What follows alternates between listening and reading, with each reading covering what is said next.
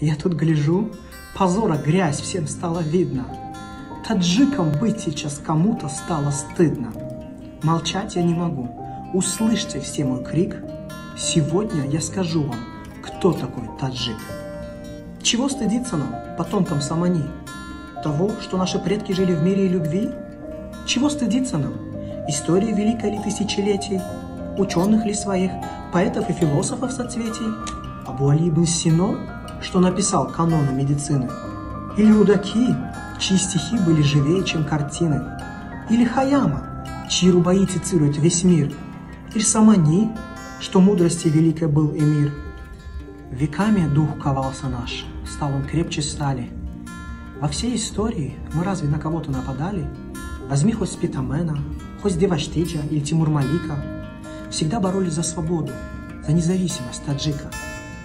В мифах и легендах наций есть не только феи. В любой стране живут свои герои и злодеи.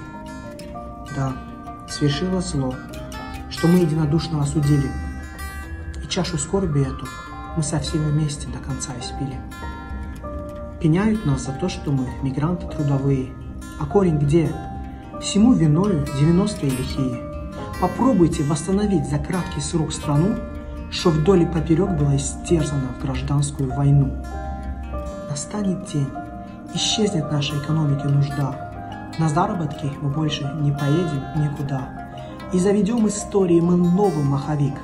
Но вечно буду я гордиться тем, что я таджик.